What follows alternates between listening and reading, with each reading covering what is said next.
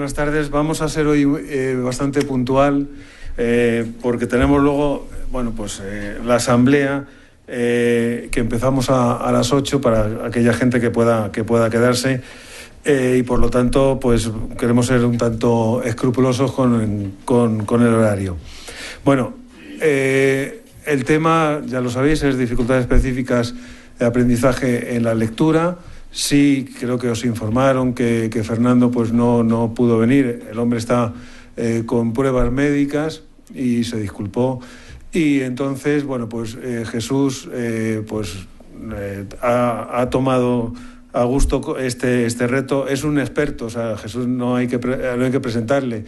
Jesús García Vidal es un gran experto en el tema de evaluación, evaluación de aprendizajes, de competencias, autor de pruebas, autor de libros, casi el origen de lo que eran las adaptaciones curriculares, aquellos programas PDI que hicisteis, programas de desarrollo individual, que cuando no se sabía casi nada, pues ellos hicieron ese material que fue un éxito, y ahora ya no son dificultades, o sea, los programas de desarrollo individual, sino dificultades de aprendizaje.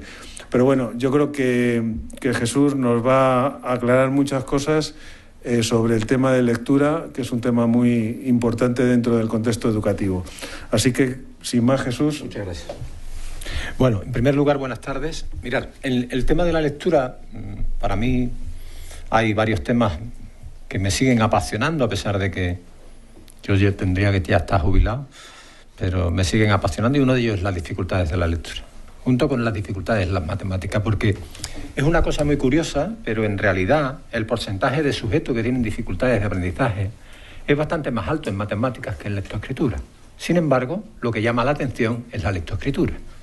Ese es un dato que suena mal, porque la funcionalidad desde el punto de vista de las habilidades lectoras se alcanza, de acuerdo con los datos de PISA, alrededor de un 70% de la población, entre un 60 y un 70. Y en matemáticas apenas llega al 45%.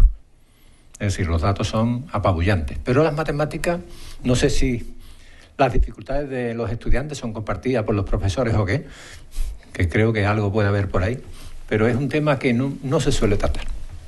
Pero volviendo al tema de la lectura, que a mí me apasiona tanto casi como el de las matemáticas, a mí me parece que, en primer lugar, fijaros bien, deberíamos de entender que las dificultades específicas de la lectura, la dislexia, está caracterizada fundamentalmente por tres conductas. En primer lugar, por tener dificultades en el reconocimiento de palabras de forma precisa y fluida. En segundo lugar, por un pobre deletreo. Y en tercer lugar, por pobres habilidades de decodificación, es decir, por una cierta incapacidad para convertir los sonidos en grafemas y los grafemas en sonido. Hasta tal punto esto es así que hoy a nivel mundial prácticamente no hay nadie que sostenga con datos, con evidencias, algo diferente. Ustedes saben que durante muchos años se ha sostenido, y todavía hay mucha gente que sostiene, que el problema de la dislexia es un problema casi estructural en las personas. Sin embargo, hoy más que nunca está demostrado que es un trastorno de tipo fonológico. Es decir, la clave de la dislexia está en el trastorno fonológico, del procesamiento fonológico. Y es lo que yo voy a intentar desarrollar en esta charla con vosotros. En primer lugar, voy a abordar el tema de qué es la dislexia o cómo deberíamos de entenderla. En un segundo momento voy a analizar además, ver la dislexia de una manera que yo hasta ahora no había hablado de ello, y es verla evolutivamente. Es decir, no tiene nada que ver la dislexia de un niño de primero o segundo con la dislexia de un niño de la ESO. Nada. En segundo lugar, haceros un breve planteamiento sobre cómo se debería evaluar eso. Es decir, qué precauciones hay que tener para no llegar a conclusiones erróneas.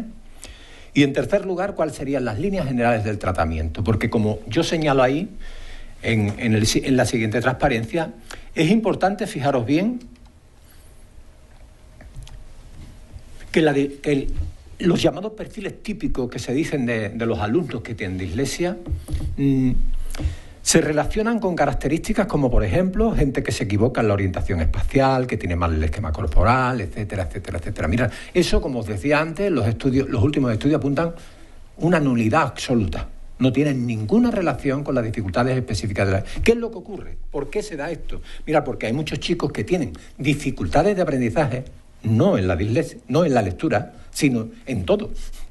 Entonces, en esa gente sí se da ese tipo de trastorno. Pero en las personas que tienen específica un trastorno lector, es específicamente, o la base es fundamentalmente fonológica, los distintos elementos del procesamiento fonológico. El perfil lector, por tanto, no se debe a esas características. Y, en segundo lugar, se suele decir que las personas con dislexia no se arregla, no se remedia la dislexia. Mirad, la experiencia, el tratamiento adecuado en su momento suele ser enormemente eficaz siempre que sea de forma sistemática. O sea, el problema es que los tratamientos lectores tienen falta de sistematización y falta de globalidad, porque se pretende arreglar los problemas de lectores de un niño cuando está en la ESO como si fuera solo un problema lector. Y el fracaso reiterado, como veremos después, de un niño durante 5 o 6 años en la lectura, acarrea otro tipo de problemas, como son los referidos a la propia autoestima, como son los problemas emocionales, como son la sobrecarga de trabajo. Es decir, se crea alrededor de las dificultades lectoras todo un mundo que hace que el tratamiento, entre comillas, fonológico, sea casi irrelevante, porque hay otras dificultades de mucho mayor peso emocional y, por lo tanto, con mayores consecuencias en la vida de ese alumno. Y la última cuestión importante es: los procesos lectores evolucionan. Si hay tratamiento, hay evolución. En cuanto a los porcentajes, fijaros bien a la prevalencia que puedan tener estas dificultades, sin entrar en esa guerra que hay casi siempre por parte de las asociaciones interesadas sobre los porcentajes de personas con trastornos. En la lectura, los estudios científicos al respecto señalan que hay entre un 3 y un 6%. Mirad, cuando yo hice una vez una cosa, durante un año entero estuve anotando las cosas que decían en la televisión sobre los distintos días. Día del autismo, no sé cuánto por ciento. Día del no sé cuánto, no sé qué. Y me salió un 120% al final. Porque es mentira, ¿vale? No existe tantos trastornos. No existen. O se cuentan por separado. La gente que tiene varios, como hay muchos que estamos cascados, pues nos meterán como varios, porque si no es imposible. Pero sí es verdad que el porcentaje de adultos con este trastorno está en torno al 4%. Los estudios, son estudios serios hechos respecto a la prevalencia. Como os decía antes, lo primero que tendríamos que tener claro para hablar de la dislexia o de las dificultades específicas de la lectura, a mí me gusta más hablar de dificultades específicas de la lectura porque creo que es un término más adecuado y es menos sindrómico, menos patologista.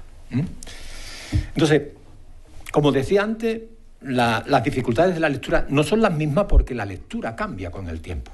Es decir, básicamente, fijaros bien, como podéis ver ahí, existen 3 momentos en el cambio de la lectura. En un primer momento la lectura está centrada, yo creo que esto está demasiado así. La lectura está centrada, fijaros bien, en la adquisición de las reglas que convierten los grafemas en fonemas y los fonemas en grafemas. Eso es lo que adquiere un niño entre primero, segundo.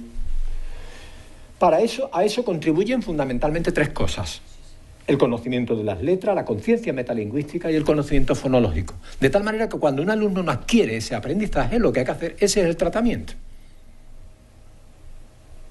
Ustedes tienen un alumno que en un momento determinado no arranque a leer, que dicen los maestros.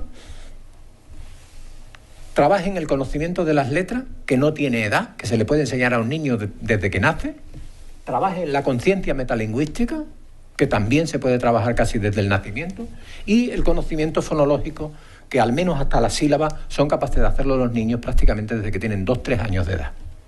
Eso conduce directamente a ese primer estadio de la lectura, en el que cuando detectamos un alumno con dificultades en el aprendizaje de la lectura, tiene que tener problemas en esos 3 aprendizajes.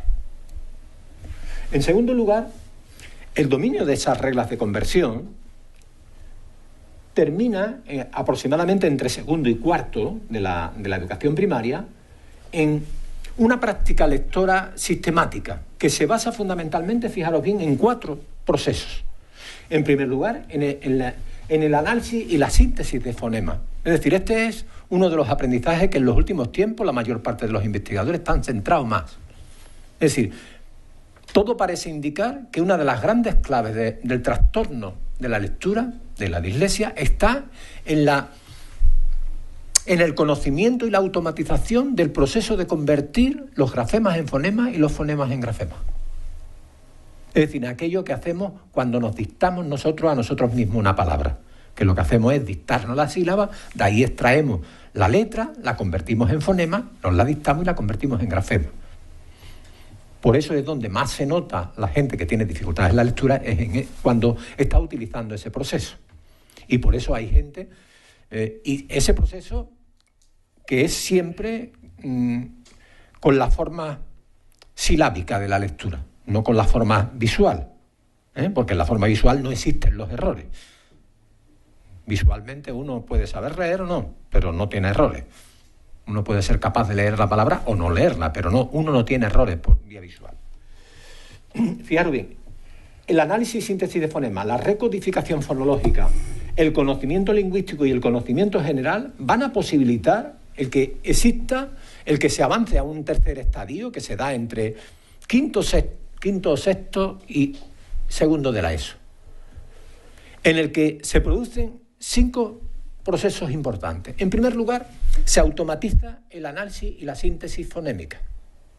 Es decir, el sujeto ya no gasta energía en la transformación, lo que le permite comprender o dedicar más recursos a la comprensión. En segundo lugar, existe un autoaprendizaje o aprendizaje por entrenamiento del léxico visual.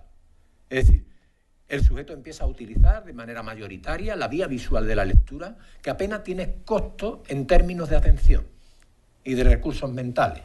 En tercer lugar, se automatiza la recodificación.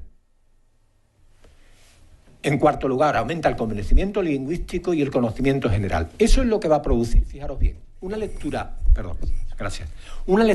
fluida que va a liberar recursos de atención y de memoria.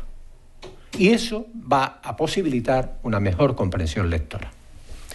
Pero no solo cambia, como yo decía antes, la lectura, sino que las dificultades específicas de la lectura también cambian. Y un análisis de las dificultades de lectura en las distintas etapas tendrían que estar en consonancia al menos con los siguientes procesos.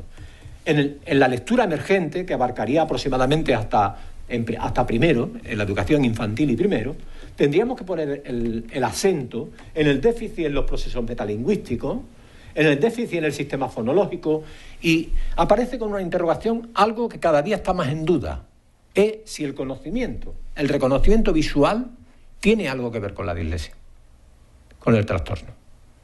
Todo apunta en que no tiene ninguna relación, pero es algo que está todavía en discusión.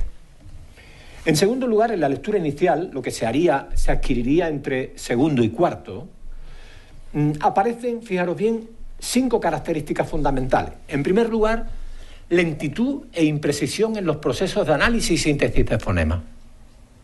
Sobre todo cuando las estructuras son complejas, las estructuras silábicas, por ejemplo, las sílabas trabadas, en TR, PR, FR, que los niños suelen o bien alterarla o bien no pronunciarla. En segundo lugar, lentitud para recuperar las representaciones fonológicas, es decir, lentitud para convertir los fonemas en grafemas y los grafemas en fonemas.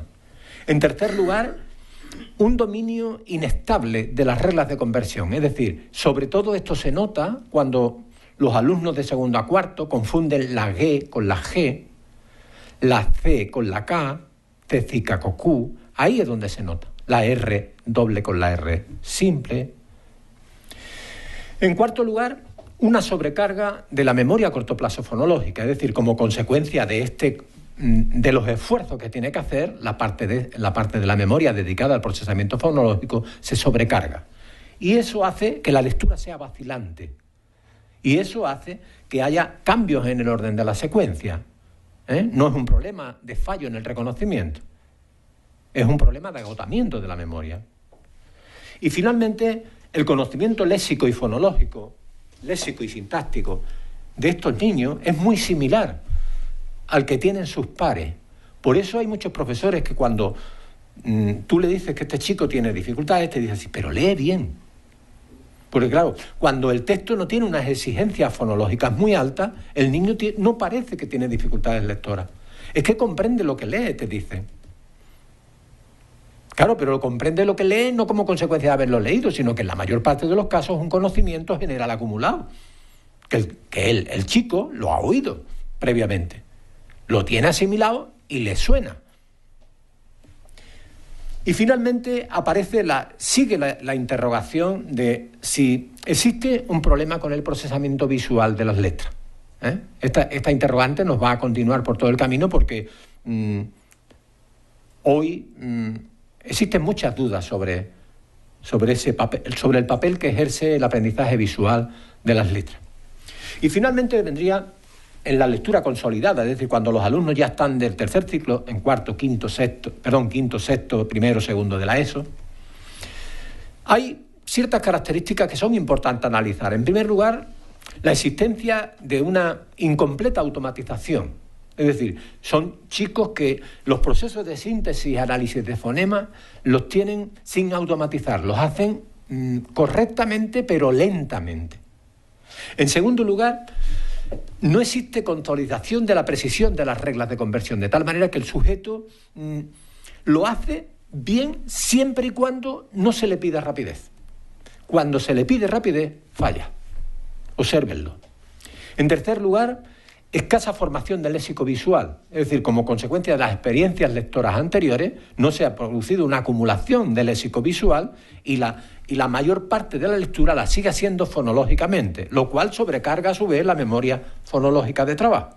Es decir, es como la pescadilla que se muerde la cola. O sea, no se aumenta el léxico visual, eso aumenta el esfuerzo fonológico y como su problema es de procesamiento fonológico, vas cada vez peor. Y finalmente hay un empobrecimiento comparativo del conocimiento lingüístico general si lo comparamos con sus pares. Fijaros bien qué cosa más curiosa. En el segundo periodo, en la lectura inicial, no se diferencian, pero en la ESO sí hay una enorme diferencia entre los alumnos con trastornos lectores y los que no lo tienen. ¿Y por qué se produce eso? Fundamentalmente, fijaros bien, resumiendo, podríamos decir que en la lectura inicial se produce un patrón de abundantes errores. O sea, el niño comete muchos errores. En segundo lugar, una velocidad cercana al promedio. ¿Por qué? Porque las velocidades no son altas. Y como el conjunto del léxico es reducido, se acercan bastante a la velocidad que tienen los demás. Y una comprensión similar al promedio. ¿Por qué? Porque el texto no les demanda un procesamiento rápido, porque suelen ser textos pequeños. Si a esos mismos chicos ustedes le ponen un texto grande, patinan. Y finalmente en la ESO el patrón de errores es superficial o mixto, es decir, se dan todo tipo de errores, pero se da de forma aleatoria o de forma circunstancial, dependiendo más de la lejanía del contenido lingüístico que de otra cosa. En segundo lugar, existe un déficit muy marcado que es la falta de fluidez. Es decir, cuando ustedes vean que un alumno no tiene fluidez lectora, es muy probable que estemos delante de un alumno con un trastorno de la lectura específico de la lectura. Se produce además el llamado efecto San Mateo, es decir, niños que compensan y al revés, niños que profundizan. ¿Por qué? Porque se ha producido como veremos luego, una variación en la discrepancia, es decir, los alumnos terminan teniendo problemas generales como consecuencia de los problemas lectores y al revés. Es decir, los alumnos que mejoran se acercan y entonces desaparece la discrepancia. De hecho, la discrepancia entre la actitud general y los problemas lectores o la competencia lectora no es muy fiable cuando estamos hablando de alumnos de la ESO, porque puede ser engañoso. Y finalmente hay una cosa muy nueva y son los posibles correlatos emocionales. Es decir, las consecuencias del fracaso continuado en el acceso a la lectura va a producir en los adolescentes y preadolescentes unos problemas enormes, porque va a haber un nivel de exigencia muy superior al que ellos suelen aguantar y al esfuerzo que realmente invierten. Por eso, fijaros bien, a partir de quinto o sexto de primaria o en la ESO, es necesario tener en cuenta, en primer lugar, que existen dificultades para reconocer la dislexia como tal. Y eso porque puede desaparecer la discrepancia actitud-logro, como decíamos antes, es decir, puede acercarse el bajo nivel de competencia general de un sujeto como consecuencia de los trastornos lectores, o al revés. En segundo lugar, la exactitud lectora puede estar en el promedio. Pero fijaros bien, no hay fluidez, acuérdense de esto. O sea, no busquen errores de exactitud. Busquen fluidez. En segundo lugar, se añade un nuevo déficit de procesamiento, en el caso del último periodo, que es el procesamiento de la vía directa. Es decir, antes eso no era un déficit, porque no era imprescindible, por la cantidad de palabras que tenían los textos. El procesamiento visual no es absolutamente imprescindible hasta tercero o cuarto de primaria. La cantidad de palabras contenidas en un texto no necesita de un léxico visual amplio. Sin embargo, a partir de quinto o sexto, los textos multiplican sus dimensiones por 2, por 3 y por 4. Y ahí hace falta que una parte de ese texto sea leída por vía visual, es decir, sin costo atencional. Porque la gran consecuencia de este nuevo déficit es que aumenta el costo atencional. Es decir, los chicos que no tienen un léxico visual adecuado se van a encontrar con que tienen que redoblar esfuerzo en donde ellos tienen el principal déficit, que es a nivel fonológico, porque su lectura básicamente es fonológica. En tercer lugar, persisten los déficits en los procesos de base. Es decir, tanto el proceso fonológico es lento e inexacto, esto se nota en la lengua extranjera. Estos mismos niños tienen problemas para procesar en el inglés o en el francés, porque el procesamiento fonológico es el mismo, no es diferente. Y por la baja velocidad de recuperación de las representaciones fonológicas, por el trabajo que le cuesta. Y finalmente empeora de una manera significativa la comprensión de texto. Como consecuencia de todo lo anterior, se dedican demasiados recursos a la decodificación, el vocabulario visual es muy reducido, existen problemas con el procesamiento sintáctico y el conocimiento del tema suele ser limitado. Incluso habría que añadir 4 cosas más en este periodo. En primer lugar, el síndrome del fracaso escolar. Es decir, son niños que llevan acumulado un fracaso reiterado. En segundo lugar, el que pueda haber un deterioro importante de la autoestima, como consecuencia de ese fracaso lector. En el que, como yo os digo ahí, no se identifica la causa de las dificultades como algo que me pasa, sino como lo que soy. Ese es el salto que pega un preadolescente o un adolescente. Deja de pensar que tiene dificultades para leer, para pensar que él lee así, que él es así, que es un estado, no es una... En tercer lugar, la existencia de una sobreexigencia de esfuerzo personal. Es decir, las tareas son interminables y en las casas los papás se llevan horas y horas porque el procesamiento fonológico es lento, por ser como procesamiento serial. Y finalmente puede haber como consecuencia de todo eso un deterioro de las relaciones sociales de ese sujeto, tanto a nivel escolar como familiar. Es decir, no pocos alumnos con dificultades de aprendizaje se deterioran las relaciones con sus padres como consecuencia de las exigencias y de los límites que le ponen los papás en este tema. En definitiva, fijaros bien, deberíamos de entender la dislexia como una dificultad específica de aprendizaje cuyo origen es neurobiológico. Se caracteriza por dificultades en el reconocimiento preciso y fluido de las palabras y por problemas de ortografía y de codificación. Estas dificultades provienen de un déficit en el componente fonológico del lenguaje que es inesperado respecto a lo que creíamos. Y las consecuencias o efectos secundarios se reflejan en problemas de comprensión y en el desarrollo del vocabulario.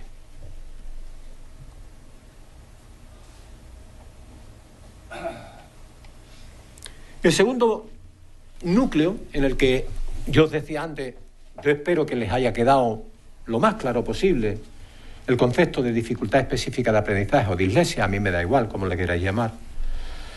La segunda cosa sería cómo diagnosticamos eso. Es decir, porque, como hemos dicho antes, existe, en mi opinión, un error fundamental cuando se diagnostican los trastornos lectores, y es evaluarlo con pruebas que suelen ser únicas para todas las edades. Eso es una auténtica barbaridad. Es decir, con lo que sabemos hoy de cómo evoluciona la lectura y de cómo evolucionan los trastornos lectores, debería haber pruebas específicas de cada etapa al menos. Es decir, tendría que haber pruebas específicas para el tramo inicial, desde antes de leer hasta que se adquieran las reglas de conversión, pruebas que evalúen lo que es la lectura inicial, es decir, lo que es la adquisición del sistema de decodificación de la lengua escrita, en el caso del castellano, y tendría que haber pruebas que identifiquen los mecanismos comprensivos, lo que sería la existencia posterior a la fluidez lectora. ¿Cuál debería ser el objetivo fundamental de la evaluación de las DALE, de las dificultades del aprendizaje de la lectura? Mirad, absolutamente fundamental es que intentemos siempre que podamos evadirnos de la idea de que lo importante es saber si el alumno es disléxico o no. Porque eso es una idea traicionera. Porque o terminas confirmándolo o terminas negándolo. Pero a lo mejor no hay ni confirmarlo ni que negarlo, sino que hay que detectar cuáles son las necesidades educativas de ese alumno. Al margen de la categorización diagnóstica, que no sé si tiene utilidad. Yo voy a entrar en cómo se hace esa categorización diagnóstica, pero no es lo esencial. La orientación de la evaluación psicopedagógica no debería ir por ahí. ¿Qué tendría yo que hacer para evaluar la lectura? Mirad, yo tendría que hacer 3 cosas. La primera es establecer el nivel de logro de las habilidades lectoras que el alumno tiene. Y fijaros bien que digo nivel de logro. Yo no estoy diciendo nivel de deslogro, ¿vale? Que normalmente la gente dice no lee, no escribe, no, y eso es del logro. Eso no es logro. Los logros son logros. Reconoce la A y a veces la confunde con la O. Pues ese es su nivel. Pero no vale el deslogro, ¿eh? En segundo lugar, establecer cuál es el perfil de competencia lectora para detectar en qué parte, en qué procesos lectores se asienta ese nivel de logro. Y finalmente un diagnóstico diferencial de las dificultades de la lectura. Es decir, tenemos un alumno que tiene dificultades de la lectura y ahora vamos a ver si es disléxico o no. Y para eso hay que hacer un proceso, eso no viene automáticamente. Es decir, usted aplica una prueba y el resultado de la prueba le dice, es disléxico. No. Un diagnóstico diferencial supone aplicar criterios. Y los criterios todavía las máquinas no lo saben aplicar. Requiere que el ser humano, que los psicólogos educativos, que los psicopedagogos, que quien esté aquí, que el profesor, se embarre y diga, tengo un alumno que lo tiene o tengo un alumno que no lo tiene. Cada día, a mí me gustaría que fuerais optimistas, cada día es más fácil hacerlo. Es decir, en la medida en que las causas se han ido cerrando y en estos momentos están centradas en los procesos fonológicos, os tengo que decir que mi amigo y colega Daniel González Manzón y yo estamos ahora mismo trabajando en un test que duraría 5 minutos, solo. Claro, pero en la medida en que los procesos se reducen, la evaluación no tiene que ser panegírica, es decir, no tienes que evaluar todo, tienes que ir a comprobar si está o no el déficit en el procesamiento fonológico. Y en eso no se tarda más de 5 o 6 minutos. Y además se puede hacer vía online. No es necesario tener nada. Entonces, ahora mismo estamos trabajando en ese tema y lo hemos descubierto además como consecuencia del procesamiento de todos los datos del EVALúA, del EVALEX y del EVAMAS. Es decir, nos ha dado la oportunidad de analizar a miles de sujetos y ver que hay una serie de elementos que son absolutamente identificativos de las personas que tienen trastornos específicos de la lectura.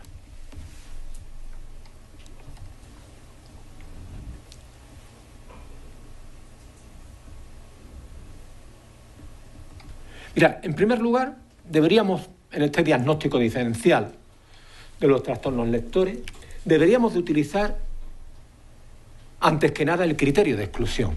Es decir, no ponemos ni siquiera a discutir que alguien que tenga condiciones personales o condiciones sociales educativas, que resulten explicativas de los trastornos lectores, ni siquiera nos podemos plantear si es disléxico o no. No lo es. Porque o bien no ha tenido las suficientes oportunidades, o bien tiene condiciones personales ligadas a una discapacidad, a un trastorno atencional, a un trastorno de la conducta, a un trastorno emocional, que justifiquen las dificultades que ese alumno tiene. Entonces, lo primero que hay que hacer es, ¿este alumno tiene otra cosa? Porque si tiene otra cosa, no es disléxico. Yo siempre digo que decir esto de un alumno que tiene, una persona con discapacidad intelectual, por ejemplo, tiene dificultades en la lectura, es como decirle a alguien que es paralítico, va en una silla de ruedas, que es un poquito cojo. No vale. No vale, porque el procesamiento en la lectura no es distinto de otros tipos de procesamiento y de actitudes. Lo que ocurre es que tiene un contenido específico.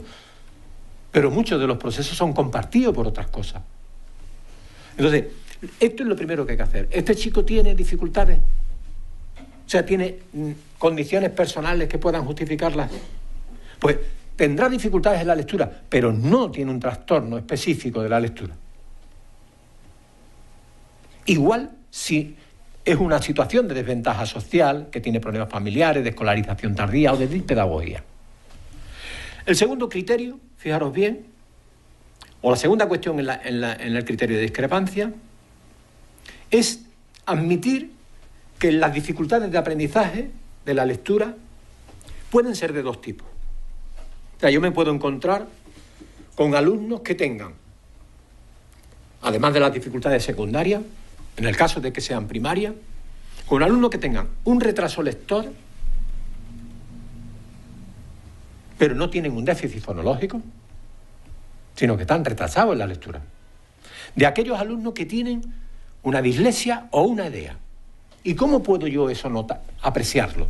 Pues mirar, hay que apreciarlo necesariamente comparando el rendimiento de ese alumno en lectura con otras dimensiones de su funcionamiento intelectual.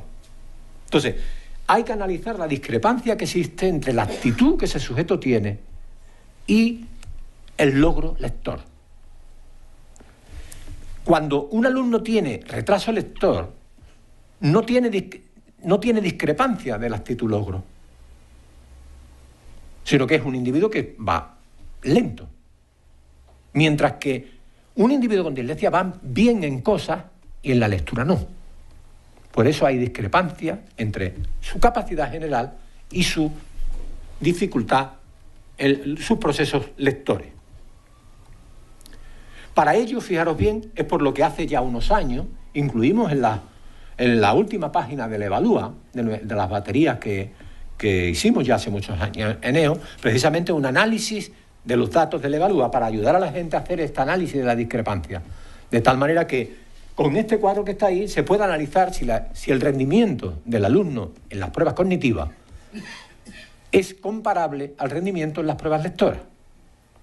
Porque este es un primer criterio básico. Se puede hacer con esto o se puede hacer con cualquier otra cosa. Es decir, si usted tiene una medida de general y usted tiene una medida de la lectura, usted puede comparar si el nivel de eficacia de ese alumno es similar en el área general y en la lectura o no. Si no lo es, hay un problema de discrepancia. Lo que ocurre es que para eso, al ser esto un cálculo matemático, es necesario que la discrepancia esté situada por lo menos entre 1,5 o 2 desviaciones típicas a la izquierda de la curva.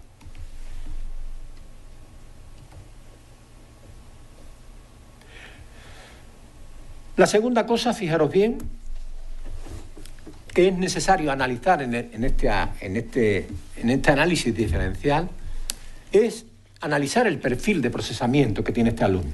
Es decir, no solo es suficiente comprobar que el rendimiento es distinto a nivel general de la lectura, sino que es necesario, fijaros bien, analizar el procesamiento lector. Es decir, este chico cómo está, en concreto, en los primeros años de escolaridad, en 3 cosas. Anotar si el retraso lector va aumentando o no.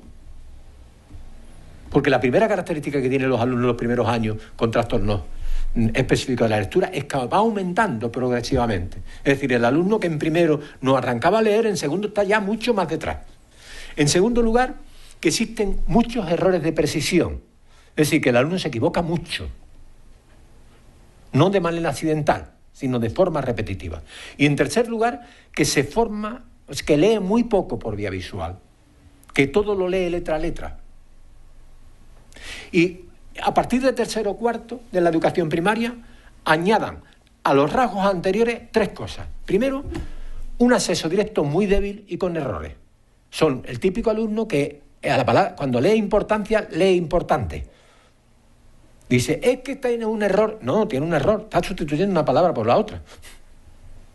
Porque no termina de leer, sino que lo que hace es leer el primer morfema y lo generaliza.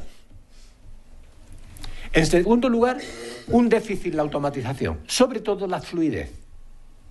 Anoten ese dato, porque la fluidez está muy relacionada con el dominio fonológico, con los procesos fonológicos. Y finalmente, un déficit sintáctico y semántico creciente.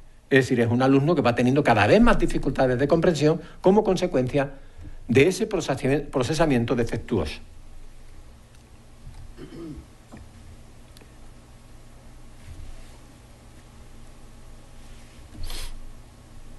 Y finalmente, fijaros bien, los alumnos con dificultades específicas de la lectura tienen sobre todo variables neurocognitivas que tendríamos que buscarlas de forma específica.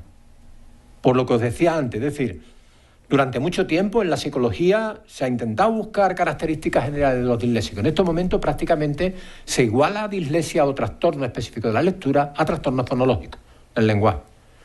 Básicamente tendríamos que buscar 2 tipos de procesos. O bien procesos fonológicos explícitos, como es el análisis fonológico y la síntesis fonológica, que tienen que ver con la conciencia fonológica. Esto es sobre el primer tramo de la educación. Y segundo, procesos fonológicos implícitos. La velocidad de nombrado, es decir, la capacidad que un sujeto tenga, porque fijaros bien, el procesamiento, una de las cosas que más nos ha llevado a identificar que el trastorno es sobre todo fonológico, es haber reconocido que muchos lectores con problemas específicos de la lectura tienen problemas parecidos en el lenguaje oral. Y cuando tienen que enumerar objetos que van viendo, se atascan también y cometen errores.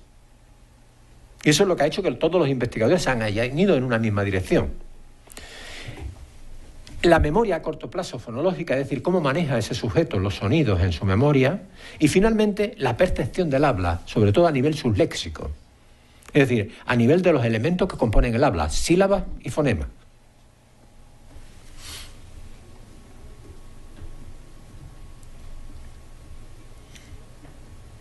En resumen, fijaros bien, yo os planteo la necesidad de hacer 3 cosas cuando evaluemos la lectura, para identificar si un alumno tiene trastornos específicos de la lectura o dislexia. En primer lugar, obtener el nivel de competencia de la lectura. El nivel de competencia lectora. Este nivel de competencia lectora debería de hacerse no solo en términos cuantitativos. O sea, durante mucho tiempo los test en nuestro país y en todo el mundo se han centrado en identificar si el sujeto estaba con la media o no. Como hemos visto anteriormente, cuando estos alumnos están en tercero o cuarto, no se alejan significativamente de la media, con lo cual no los puedes identificar. Incluso más de uno de ustedes ha estado en discusiones de si este niño es disléxico o este niño no es disléxico, cuando en realidad ese no era el problema. El problema es cuáles son los procesos en los que está fallando. Entonces, por eso es absolutamente necesario que la competencia lectora del alumno se haga de forma criterial. Esta es la razón por la que hace ya 5 años, sacamos nosotros las baterías EVALET, para que pudiera hacerse un análisis específico de la lectura, cuando tengamos que hacer un diagnóstico diferencial. No nos quedemos en si tiene el percentil 50 o tiene la menos 1,5 en la escala de puntuaciones típicas, sino que vayamos a identificar cuáles son los diferentes procesos que están en marcha. En segundo lugar, identificar el rendimiento deficitario, es decir, dentro de esa competencia, ¿en qué es deficitario este alumno? Y finalmente, llevar a cabo ese diagnóstico diferencial que hemos señalado antes, valorando la discrepancia, analizando el perfil e identificando los procesos neurocognitivos de procesamiento fonológico que son resultan inadecuados.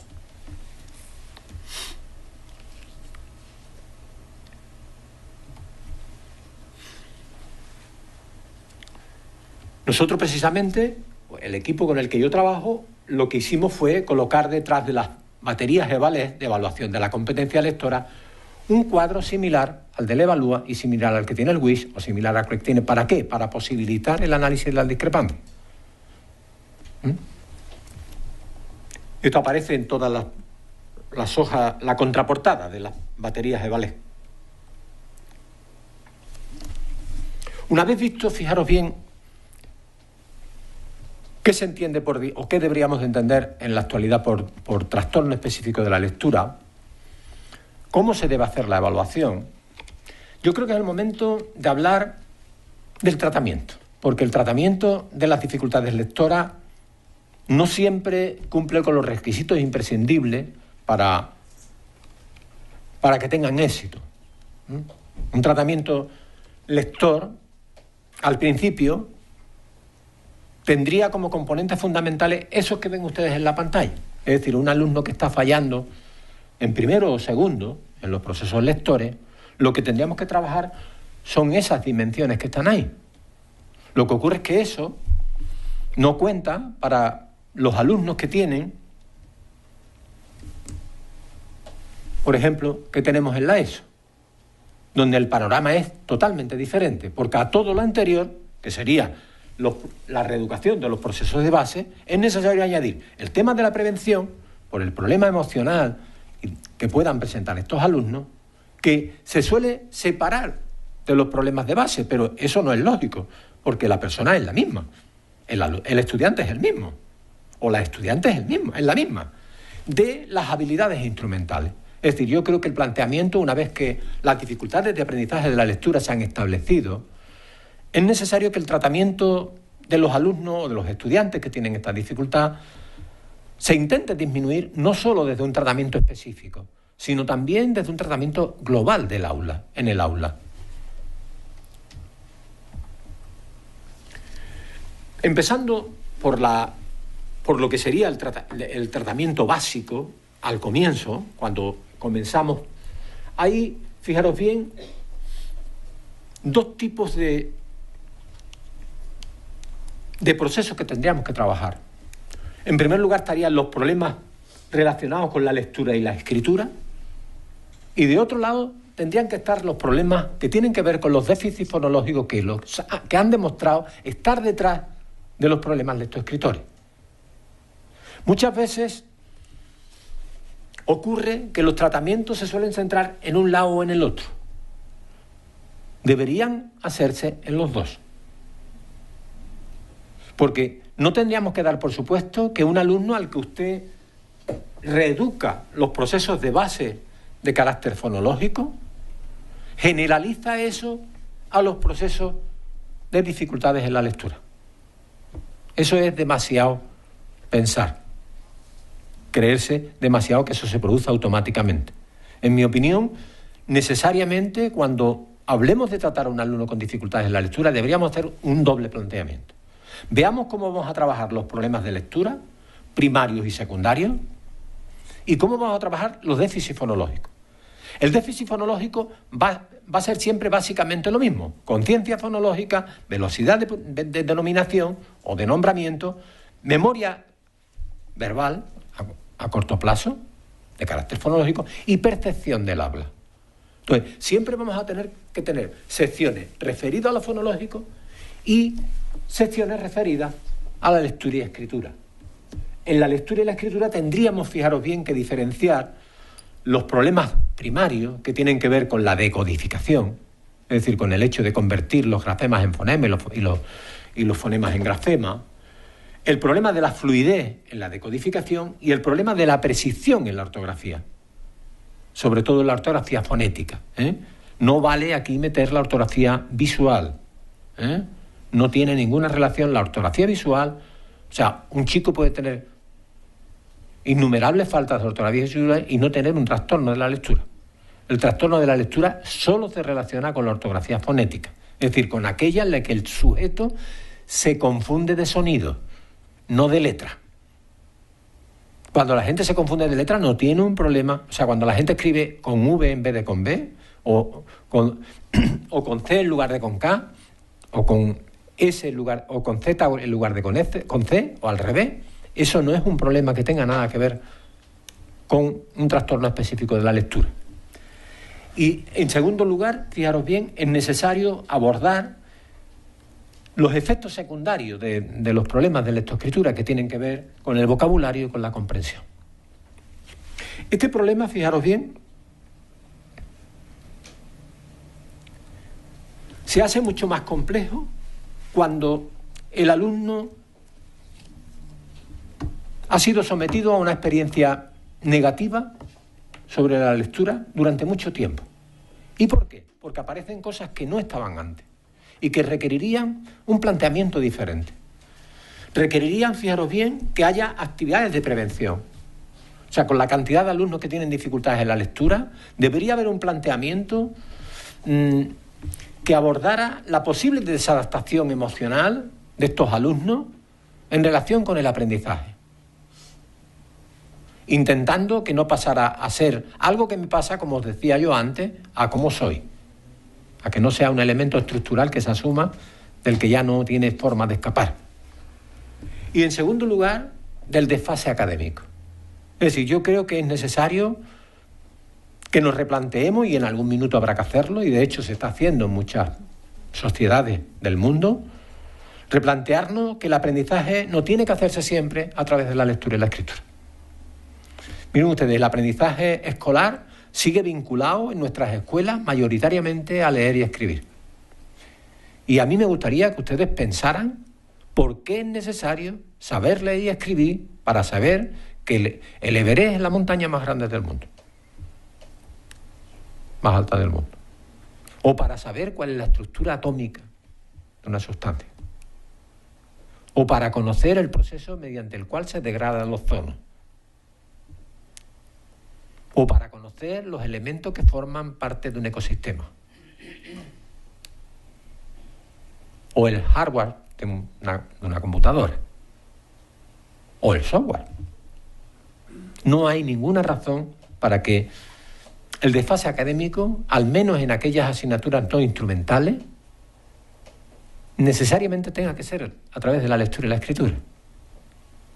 Mirad, hoy se está extendiendo por el mundo, a una velocidad endiablada, un planteamiento que mi equipo y yo llevamos mucho tiempo haciendo en este país, que es el de el diseño universal para el aprendizaje. Es decir, la eliminación en el fondo de todas las barreras posibles para que la gente aprenda. Eso es absolutamente imprescindible, porque si no, si nosotros, mientras intentemos por todos los medios que los alumnos que tienen dificultades en la lectura, su aprendizaje estén vinculados exclusivamente a la lectura, las posibilidades de que deje de ser algo que me pasa para ser algo que soy, prácticamente son totales. Es decir, todos van a terminar pensando que él es así, que no es algo que le pasa, porque tiene las mismas dificultades en ciencias sociales, en ciencias naturales, en física y química, etcétera, etcétera, etcétera. Con esto yo no quiero quitarle el papel relevante que tienen los instrumentos, ¿vale? Ya Vygotsky lo demostró en su día. No voy a yo a enmendarle la plana a Vygotsky, no. Pero sí señalo la necesidad de que la escuela se replantee que no todo, ni siquiera es el mejor camino, aprender con la lectura o con la escritura. No es el mejor camino para aprender ciencia. No es el mejor camino para tener mayor conocimiento del mundo. El conocimiento del mundo no se tiene por qué adquirir leyendo.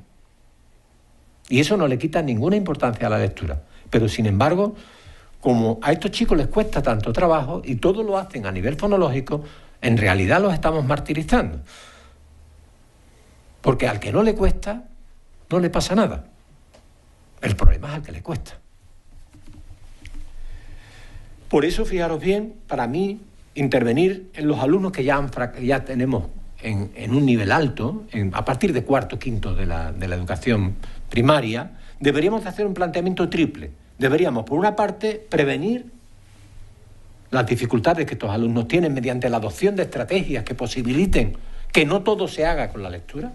En segundo lugar, reforzar las habilidades instrumentales, es decir, aquellas que requieren el uso de la lectura, de la escritura, del cálculo y de la resolución de problemas. Y finalmente, seguir reeducando los procesos de base, que es a lo primero que nos hemos referido.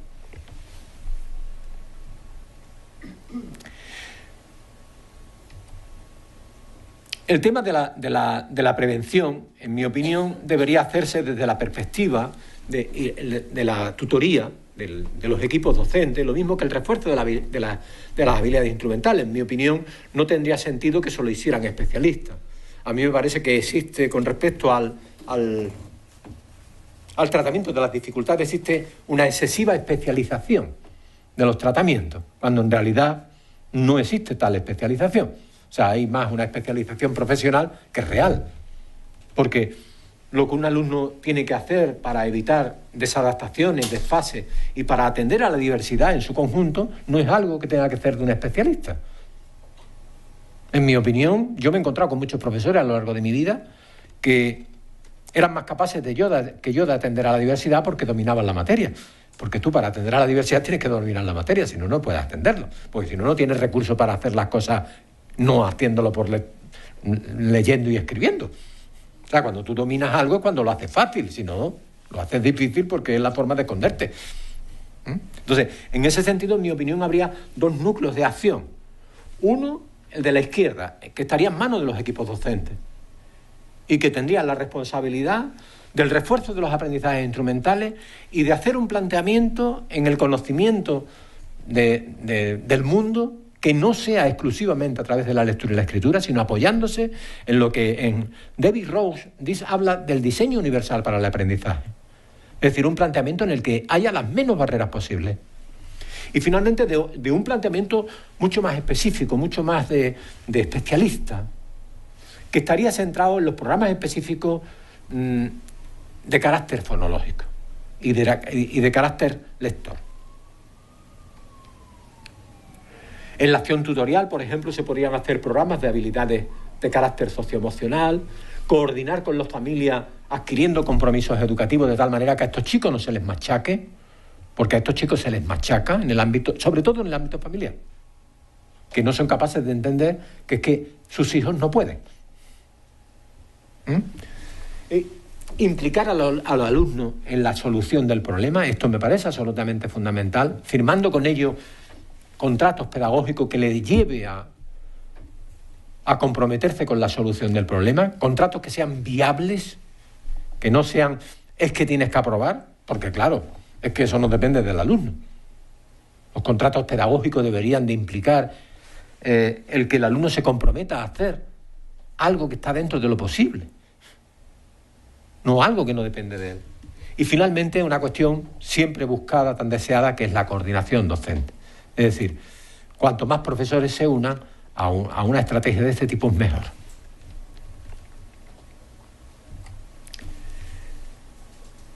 En segundo lugar, los equipos docentes, fijaros bien, deberían de intentar conseguir que la enseñanza fuera inclusiva, es decir, sea para todos. ¿Qué tendríamos que hacer o qué deberíamos hacer para que la enseñanza sea inclusiva? Mirad,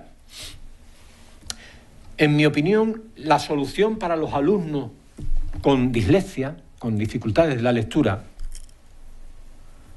desde el punto de vista de la enseñanza, no es diferente del que requeriría un chico que tiene dificultades en las matemáticas, o incluso de una persona con discapacidad que tiene dificultades generales.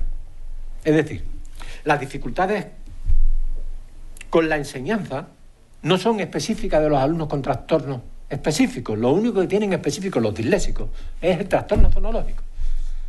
Lo otro lo comparten.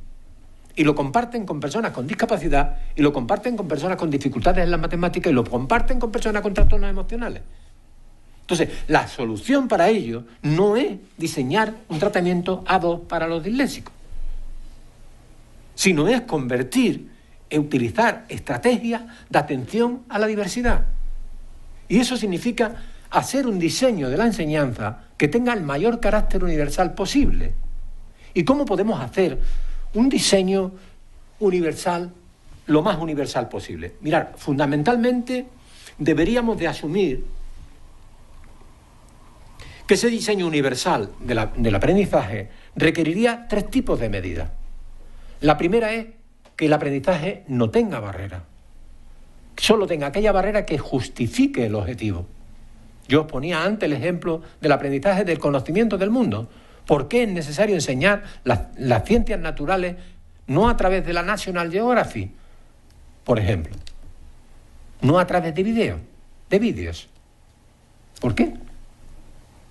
¿Cuál es la calidad del conocimiento generado por la lectura de un manual de ciencias naturales en contraposición por la calidad del conocimiento generado por un vídeo de la National Geographic?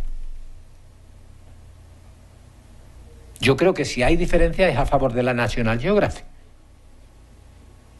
Y en historia a favor de Canal History. Yo no tengo ninguna duda. Yo no tengo ninguna duda de eso. Entonces, lo primero que hay que intentar es que la enseñanza no tenga nada más que las barreras que sean necesarias. Es decir, si usted va a enseñar a leer, tiene que enseñar a leer. Pero si usted no va a enseñar a leer, usted no tiene un objetivo de lectura, y los profesores de física y química no suelen tener un objetivo de lectura, o de biología, no vale que la lectura y la escritura sea un salto obligado, porque no tiene nada que ver con la enseñanza. La segunda barrera, el segundo elemento es, fijaros bien, posibilitar el compromiso con el alumno para el aprendizaje. Es decir, tenemos que hacer que los alumnos sean conscientes y su motivación sea algo que surja de la relación que se tiene con el conocimiento. Es decir, un alumno tendría que tener objetivos adaptados. Ustedes piensen en un alumno, por ejemplo, que tiene dificultades lectoras y que va a dar ciencias sociales en la ESO, historia o geografía. ¿Qué posibilidades tiene ese chico de aprobar? Leyendo y escribiendo. Ninguna. O muy poca, o le va a costar la vida. ¿Necesariamente hay que hacerlo así? ¿Por qué? Deberíamos llegar a un acuerdo con ese chico de establecer un objetivo para él, el mismo objetivo que para los demás. Es decir, el conocimiento yo no le voy a bajar el nivel. Yo no le voy a poner menos nivel.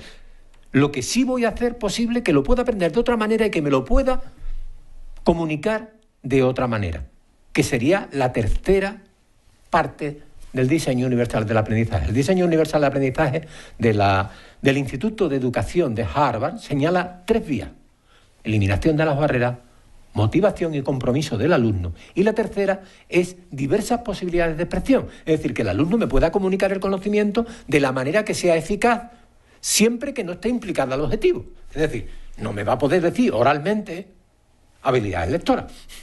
No me va a poder decir oralmente la expresión escrita, sino que para dar expresión escrita tienes que escribir. Y para calcular tienes que calcular, pero no necesariamente para otro tipo de... No sé, pienso en la filosofía, por ejemplo. ¿Por qué tiene que estudiarse filosofía por escrito? Este es un tema muy largo que requeriría mucho tiempo, pero yo os dejo esa apertura ahí, que a mí me parece enormemente interesante y me parece uno de los grandes retos que tenemos ahora mismo para resolver estos problemas, porque centrarnos en intentar resolver este problema como si fuera un problema específico es un error. Este no es un problema específico de los alumnos con dislexia o con trastornos de la lectura. Y finalmente, fijaros bien, después de esa adaptación general vendrían las adaptaciones personalizadas, que en mi opinión esto sí tendría que hacer un especialista. Es decir, me parece que a los profesores no se les puede dejar esta tarea, porque en primer lugar requiere un análisis de 3 elementos fundamentales, que es en los que se basa el diseño universal para el aprendizaje, y que el equipo en el que yo trabajo llevamos trabajando desde el año 92, que son, en primer lugar, siempre hemos sostenido que las variables del alumno con respecto al aprendizaje no es el propio alumno, sino que en primer lugar el alumno, en segundo lugar la tarea que se le propone, que no todos los profesores proponen las tareas con la misma dificultad. ¿Por qué? Porque las tareas tienen una dificultad que el profesor elige, que el profesor le da a la tarea. La tarea no viene con la dificultad puesta, sino que el profesor la pone. Y finalmente el contexto o las condiciones en que se desarrolla la tarea. Yo podría hacer adaptaciones personalizadas para mis alumnos con dificultades lectoras, teniendo en cuenta esas tres variables, teniendo en cuenta al alumno, teniendo en cuenta la tarea que va a hacer y teniendo en cuenta el contexto. Pudiendo modificar en cada uno de ellos, fijaros bien, con respecto al propio alumno, podríamos modificar perfectamente sus conocimientos previos. Le podríamos dar conocimientos previos para una tarea que va a hacer. O podríamos entrenarlo en determinadas habilidades y destrezas, por ejemplo, en las habilidades fonológicas. O, por ejemplo, en la ortografía fonética. Igualmente, podríamos cambiarle a un alumno la motivación y sus expectativas, ajustando sus expectativas. Mirad, en este sentido, algo que no he dicho antes cuando hemos hablado de la motivación, mucha gente cree, y el discurso que se hace en la escuela muchas veces sobre la motivación suele ser como si la motivación fuera algo que traen los alumnos de fuera. Mirad, el 90% de la motivación depende del profesor y depende sobre todo del ajuste de la meta. Es decir, el principal responsable de que los alumnos no estén motivados es el desajuste de las metas. A los alumnos se les proponen metas que él considera inalcanzables.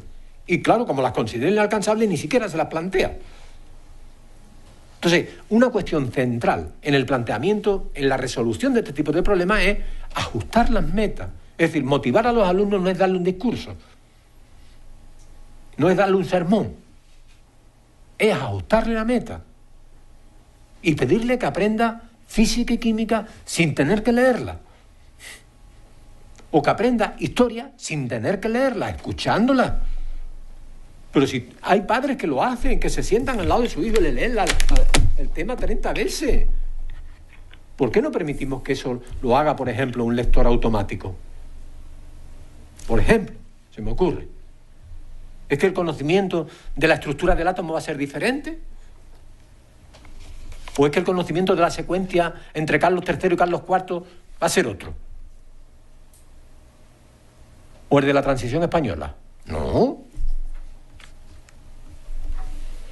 En segundo lugar, deberíamos, fijaros bien, cambiar las condiciones, o podemos cambiar en ese proceso de adaptación las condiciones del contexto. Podemos cambiar el tiempo para reaccionarla. A mí me gustaría señalaros en este sentido que cuando se habla del tiempo, normalmente la gente piensa que lo que hay que hacer es dar siempre más tiempo. Yo a mí me gustaría señalaros que eso es un error enorme, porque hay tareas en las que el principal problema es darle mucho tiempo. Por ejemplo, en el procesamiento fonológico. De nada sirve que alguien reconozca los fonemas y los grafemas. Los tiene que reconocer y automatizarlos. Porque si no se produce lo que estamos definiendo como dislexia, que el sujeto para leer dice programa. Y ese no es un problema de que yo me esté equivocando en el reconocimiento, me estoy equivocando en la velocidad, que me está produciendo imprecisión y como consecuencia de eso no me sirve. Porque he tardado 10 segundos en leer la palabra programa, cuando tendría que haber tardado 20 milisegundos. Por lo tanto, fijaros bien, el tema del tiempo, lo digo además consciente de lo que estoy diciendo, en el tratamiento de la dislexia juega un papel doble. Es decir, yo dejaría el tiempo que fuera necesario para estrategias de carácter metacognitivo, por ejemplo, comprender un texto o redactar un texto, pero no para descomponer una palabra, sino que la descomposición de las palabras tendrían que ir increciendo la velocidad y, por lo tanto, la disminución del tiempo, no aumentándolo. A un alumno de la ESO al que usted le deja el tiempo que quiera para que decodifique, es como si lo pone a jugar parchís, tiene el mismo efecto sobre la lectura. El mismo efecto. Entonces, póngalo a jugar al parchís. Si va a tener el mismo efecto, no va a servir para nada. En tercer lugar, fijaros bien, o en segundo lugar, el tipo de agrupamiento. Es decir, no le tengamos miedo a que la gente aprenda con otro. No le evaluemos nunca con otro. Pero a que aprenda con otro, ¿por qué? Si todos los presentes y los no presentes han aprendido con el de al lado muchas veces. En tercer lugar, el grado de dirección. Es decir, estamos acostumbrados, hay profesores de todo tipo, pero en general los profesores suelen ser muy dirigistas. Mirad, una de las mejores maneras de motivar a un alumno es ofrecerle 4 actividades y que él elija 2. Algo tan simple como eso. No hay que hacer ninguna... Le propone 7 y que elija 4. Le propone 7 iguales, que elija 4, las que quiera. Va a hacer las 7 y va a elegir 3. Las 4 que correspondan, pero va a hacer las 7 mentalmente. Y finalmente yo puedo estructurar los espacios para facilitar. De la misma manera, fijaros bien, yo puedo, y es la parte en la que nosotros hemos hecho un aporte mayor, tanto Daniel como yo puedo modificar la tarea. ¿Y cómo puedo modificar la tarea? Básicamente yo en una tarea puedo cambiar como mínimo 6 cosas. En primer lugar puedo modificar la modalidad de input, es decir, cómo la presento. Como yo decía antes, ¿por qué se tienen que presentar siempre de forma escrita el tema de social o de ciencia natural o de educación física? Cambiemos el input. ¿Y a qué input? Mire usted, a cualquiera, para eliminar la barrera, para que le sirva a todo el mundo. Que la gente pueda usar distintos inputs. Hoy la tecnología además nos lo permite. Porque antes el usar muchos inputs era casi imposible. Porque la escuela estaba limitada. Pero hoy una tablet la tiene cualquiera. Y las tablets llevan un lector automático. Que los adultos usamos. Yo lo uso. Yo que viajo más que el baúl de la Piqué, yo siempre me monto en el avión con una cosa pegada aquí y es que voy escuchando una novela. La mayor parte de las novelas yo no las leo, las escucho. Me resulta más cómodo porque además me estoy haciendo viejo. Me duelen los ojos. Entonces yo leo algunas veces, pero la mayor parte de las veces escucho. Llevo mi tablet, el pinganillo y a escuchar la novela. En segundo lugar... Bueno, bien. En segundo lugar, voy deprisa porque, mirad, estoy más ajustado de tiempo para coger el AVE y mañana hace mi hija la selectividad y la quiero llevar yo.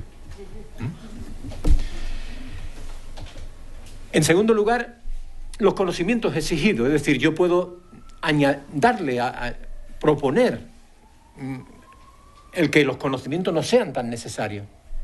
Por ejemplo, en un problema añadir cuál es la clasificación o la conversión de medidas, por ejemplo, para que no sea una condición.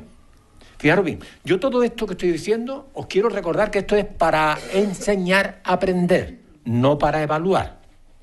O sea, en la evaluación esto no se hace. Esto se hace para enseñar y aprender.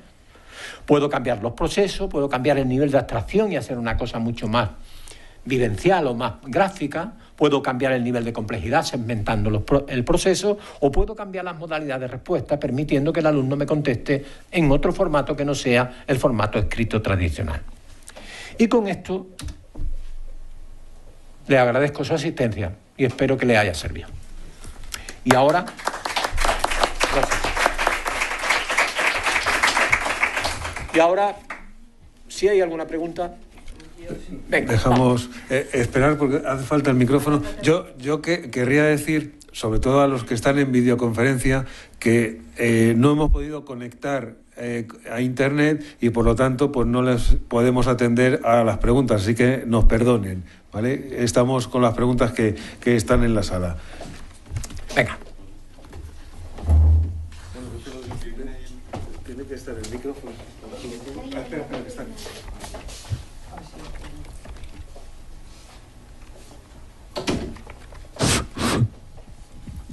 Bueno, muchas gracias por tu intervención, nos ha parecido estupenda como siempre.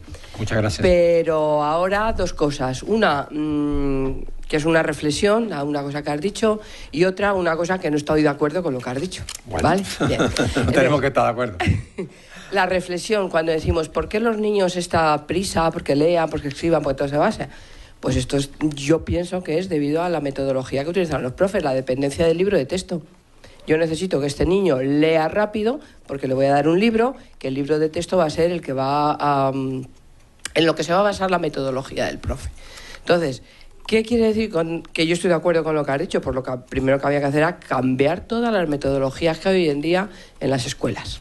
Poner otro tipo de metodología en la cual se base más en lo que el niño quiere y puede aprender más que en el manejo de un determinado material como es el libro de texto.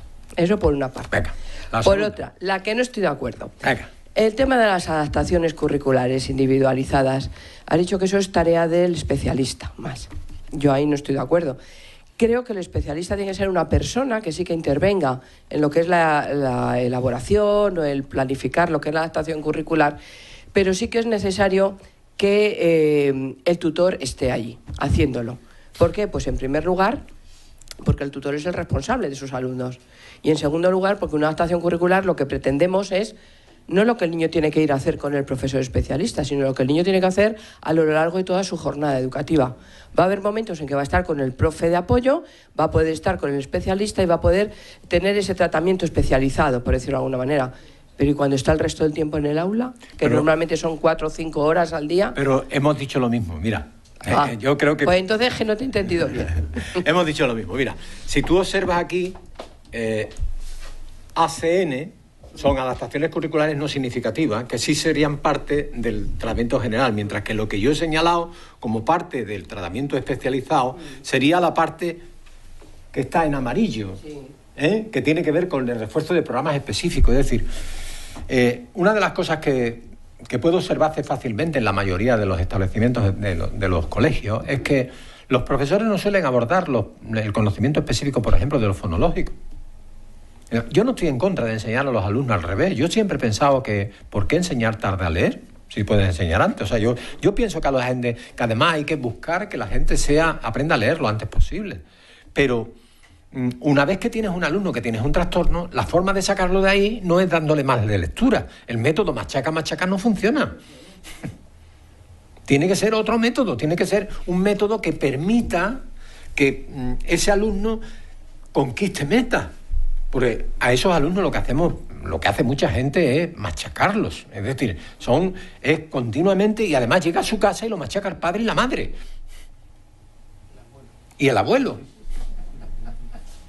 Entonces, tenemos que intentar... Yo es que siempre he dicho que la gente que tiene dificultades en el aprendizaje son realmente los abandonados del sistema. Porque tú te encuentras con una persona que tiene un déficit, una discapacidad, y tiene los recursos que tiene. Luego habrá los planteamientos y los fallos que tú quieras, pero tiene los recursos que tiene y todo el mundo lo sabe. Pero ¿cuáles son los recursos que tiene alguien que tiene dificultades en la lectura? ¿Cuál es el protocolo de actuación? No existe el protocolo de actuación. Entonces yo lo que reivindico, es decir, tú y yo estamos de acuerdo en lo que has dicho, yo estoy totalmente de acuerdo. Lo que ocurre es que ha sido una forma de expresarme a lo largo de él, pero en ningún caso... Venga. Sí. Hola, muchas gracias. Vamos a ver, tenemos un niño que tiene dificultades en la lectoescritura. En esos primeros cursos hacemos el trabajo fonológico, atendemos todo esto, llegamos a tercero y cuarto, ese niño no se va alejando de la media, como dices, porque son textos cortos y todo lo demás, pero evidentemente tenemos que evaluar cuáles son las cosas en las que hay dificultad para trabajar en eso y reforzar. Pero yo digo, en estos niños yo observo, por ejemplo, al llegar a quinto, que siempre se da una disortografía tremenda. Y no solo de la parte fonética, sino también de lo que es la ortografía. Y yo me pregunto, ¿eso puede tener algo que ver con las dificultades del léxico visual? Eso puede tener que ver con esa interrogación que yo he ido poniendo continuamente, dificultad visual con las letras. Es decir, es probable que haya por ahí otro... Un factor que no está tan estudiado.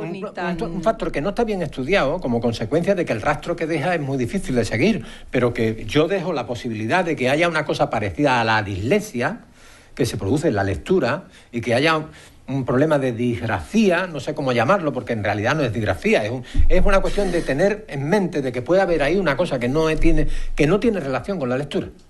Posiblemente, que tiene ¿vale? que porque ver en la con lectura la no hay, percepción en la lectura no visual, se manejan letras, se manejan el caso es que grafemas, eso pero no se manejan letras. Yo desde mi experiencia seguro que existe. Y sí que digo que hay pocos recursos, la ortografía audiovisual suele ayudar un poco, pero hay pocos recursos. Entonces los que os dedicáis a investigar, pues pero a ver pero si en realidad yo no creo que haya tan pocos recursos como el hecho de que es un conocimiento del mundo. Y entonces como tal se adquiere por repetición. La ortografía visual no se puede adquirir de otra manera. Ya. Entonces, mira, yo siempre he sido muy discrepante con la gente con la que yo he trabajado al respecto de este tema, porque a mí siempre me dicen, es que lo que pasa es que los alumnos tienen muy mala ortografía. Y le digo, ¿me puedes dejar la lista de palabras que tú le enseñas? Y nadie la tiene. Sí, no, y muchas veces se va a ver el error Y nadie en lugar la tiene de la poner lista de el modelo palabras. positivo. A ver, lo primero que hay que hacer, si queremos saber si la gente tiene dificultades de lectura, de escritura de palabras, es tener un listado de palabras por curso. Estas son las 1000 palabras de este año. Y repártanselas a los padres. Claro, ¿usted cómo sabe que su alumno tiene dificultades en la lectura? Es que escribe mal. ¿Y usted cuáles son las que le ha enseñado bien? Pero aún así eso que le digo existe. Bueno, pero el problema está en que eso es de alguna manera el efecto de algo que no sabemos lo que es. Ese es mi problema, es decir, porque yo estoy contentísimo desde que con el tema de la dislexia a mí me ha torturado toda mi vida, porque yo lo he vivido en la creen de la creen. Entonces, para mí el hecho de que en estos momentos esté tan claro que es lo fonológico es de una tranquilidad pasmosa. ¿Por qué? Porque sabemos dónde hay que ir. Y en la ortografía, al margen de un conocimiento del mundo, yo no tengo razones, no hay datos que me permitan decir que tenemos el mismo problema que a nivel fonológico. No existe esa evidencia. Entonces, cuando no existe la evidencia, se pueden confundir los procesos que hay detrás de algo. Y nos ha pasado durante mucho tiempo, ¿no? ¿Cuánto tiempo nos hemos llevado pensando que la psicomotricidad tenía que ver con la lectura y la escritura? ¿70 años? ¿60 años? Pues yo lo he estudiado siempre. Y a mí cuando la gente me decía en mi facultad, hace ya 4 años que me jubilé, cuando la gente decía, no, es que lo que pasa es que Vidal es que es muy moderno. Y yo le decía, ¿moderno si me voy a jubilar? Y estoy diciendo lo mismo siempre, ¿cómo voy a hacer moderno? ¿Cómo va a hacer moderno lo que yo estoy diciendo? Si yo eso lo estudié cuando era un niño, cuando tenía 20 años. Había lectora, yo empecé a estudiarla hace muchos años ya, como para que me digan, no, es que somos modernos. ¿Cómo hace moderno eso, por Dios? Si es que estoy jubilado.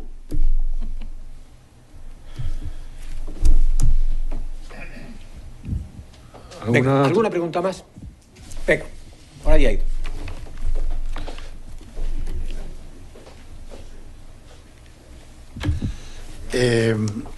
Jesús, yo quería hacerte una pregunta con respecto a las herramientas de evaluación y diversos autores. Yo tengo una chica de cuarto de la ESO de altas capacidades. Estamos viendo el otro extremo, ¿no? Y se me ha ocurrido, pues, ver cognitivamente, pasar una prueba como la de Juste, el IGF 5, ¿verdad?, que es factorial, ¿no? Y me parecía bien ver el aspecto cognitivo desde este ángulo. Y luego, curricularmente, muy a pie con respecto a los aprendizajes, pasar el Evalúa 10, que creo que sabes... ¿En qué curso está? En cuarto de la ESO. Rendimiento alto, vale. rápida, muy... Entonces, a mí se me presenta una cuestión curiosa, ¿no? Porque en comprensión lectora, me recuerdo que esa es un texto largo del Quijote. Del Quijote. Con varias tareas. Y la prueba de Juste en comprensión verbal. Entonces, Juste define comprensión verbal como una herramienta que facilita la comprensión lectora o es indicador de comprensión lectora. Si no sabe leer. Claro. No tiene comprensión verbal. Comprensión, bueno, mide porque, bueno, pues utiliza conceptos verbales en lectura y tal. No, yo he dicho de broma. Vamos, lo he dicho de broma y en serio, ¿eh? A ver, se me plantea la siguiente cuestión. En comprensión lectora del Evalúa 10, percentil 85. En conceptos verbales de Juste, 45, por ahí. Hay una diferencia. Cuando hablamos de estrategia, yo te quería preguntar una cosa, pero bueno, voy a terminar ya rápidamente, ¿no? Porque claro, es muy importante, porque si yo pasase solamente a Juste, tendría una visión con respecto a la lectura. Si no hubiera, bueno, pasé la A más B, etcétera. Yo te quería preguntar una cosa porque voy un poco más allá. A ver. Juste lo que hace es utilizar en el texto, quita palabras, y tú lo que haces es poner un esquema que hay que completar. Es que son evaluaciones distintas. Pero bueno, las dos son estrategias para leer. Pero no es lo mismo. No es lo mismo. Bueno, hablando no es lo mismo. de esto... Incluso yo, si no es lo mismo, por eso son diferentes. Pero no solamente son diferentes. Se relaciona con la lectura. Quiero decir que un autor lo relaciona con el hecho de la habilidad lectora, porque además está especificado y definido así. Pero yo no creo que sea un problema de autores. Mira, yo creo que es un problema de instrumento. El instrumento. Por eso yo quiero ver que tú eres muy sabio y muy experto muy en esta materia. Yo soy muy fresco. Y seguro que... Vamos a ver, en mi opinión, lo primero que hay que tener en cuenta para evaluar altas capacidades, no se pueden utilizar los mismos instrumentos que para bajas capacidades. Los instrumentos tienen una sensibilidad diferente. Los evalúas no sirven para evaluar altas capacidades, a no ser que tú apliques un evalúa 2 niveles por encima. ¿Vale o no? Porque si no, ¿qué es lo que ocurre? Porque si un test mide muy bien por debajo y el evalúa mide muy bien por debajo, mirad, los últimos estudios que hemos hecho con el evalúa se hacen con muestras de 60.000 y mide muy bien por debajo, pero no mide igual de bien por arriba. ¿Vale? No mide igual de bien por arriba, porque no puede, un instrumento que mida muy bien por un extremo no mide bien mejor por el otro. Y la segunda cosa es, el problema de los instrumentos factoriales es que miden lo que miden. Y claro, yo digo, pues yo considero que la fluidez verbal tiene que ver con la fluidez lectora. Y claro, yo creo en el CIC campeador. No te jode. Es que eso no vale. O sea, yo no puedo establecer qué es lo que tiene relación con qué. La fluidez verbal no tiene por qué tener nada que ver con la fluidez lectora, con la comprensión lectora. Porque yo puedo no saber leer y tener una fluidez lectora de escándalo. Al revés, sí. Al revés, la fluidez lectora sí tiene que ver con la fluidez verbal, pero al revés no. Entonces, a mí me parece que hay que tener cuidado con los factores. ¿Por qué? ¿Qué es lo que pasa? ¿Son instrumentos que miden lo mismo? No, mire usted, es que el otro es un instrumento factorial y en lo que se basa es en el análisis normativo, en el análisis de la curva normal, que considera que en la media la mitad de la población está para este lado y la otra mitad para el otro. Y que está en 6 desviaciones típicas, en su totalidad el 98,4% de la población. Y es un estudio normativo y el estudio normativo cuadra siempre. Ese es un mal sistema para evaluar alumnos con trastornos lectores. Yo diría que para evaluar cualquier dificultad específica, yendo incluso un poco más allá. Bueno, la última, para que no haya problema. Claro. Venga. Buenas tardes. Hola. Muy interesante, muy necesario. Y solo por un poquito más, que me ha quedado la parte corta de lo de las adaptaciones en la evaluación, porque está claro que las de enseñar son súper necesarias, hay que cambiar el chip, no está cambiado para nada, cuesta muchísimo, pero las de evaluación también, porque claro, mucha gente que abre la puerta un poquito a cambiar la manera, luego a la hora de evaluar hay una rigidez. Exactamente igual. Entonces, no hay, mirar, los psicólogos siempre, y los psicopedagogos y los pedagogos siempre se han quejado de los profesores y tenemos los mismos defectos que ellos.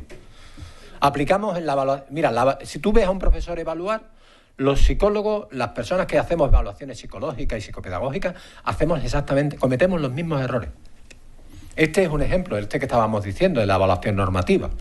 Es decir, cuando la evaluación es exclusivamente normativa, estamos hablando del siglo XIX, principios del XX, cuando inventaron esto, con los test, los USA Army, ¿no? Los Army Test. No podemos estar un siglo después todavía en las mismas. La evaluación y la utilización de los test tiene que cambiar. Y no hay test para todos, y no todos los test sirven para todos, ni cosa que se le parezca. Y cuando la gente dice, no, es que mi test es magnífico, pues tu test será magnífico para una cosa, pero para otra seguro que no lo es. Yo no conozco ningún test que mida bien por debajo y por encima. Bueno, Jesús, están esperando, yo estaba ya un poco de los nervios, le damos un aplauso. Muchas gracias. Y a vosotros, cógete a vosotros, pues por supuesto también por vuestra asistencia, no solo de este día, sino de los días, de las experiencias que hemos tenido aquí en el Colegio de Psicólogos. Y nada, agradeceros vuestra presencia, daros las gracias y bueno, que Ahora tenemos una asamblea que algunos sé que no se pueden quedar, pues bueno, pero es que hay que hacer la asamblea y la hemos programado para esta fecha, donde aquellos que no se puedan quedar, muy rápido, vamos a hacer como 2 ciclos, ¿vale? En vez de experiencias así cada mes, una de un nombre, otra de otro, sino que vamos a hacer como 2 ciclos con 3 temas cada ciclo, ¿vale? Es decir, una del el menor, que nunca me... infractor, perdón. Bueno, sí, es porque... y otra de trastornos psicoafectivos sexuales. Bueno, ya os lo contaremos, os daremos información, pero bueno, era adelantar un poquito este tema. Así que a todos muchas gracias y feliz verano.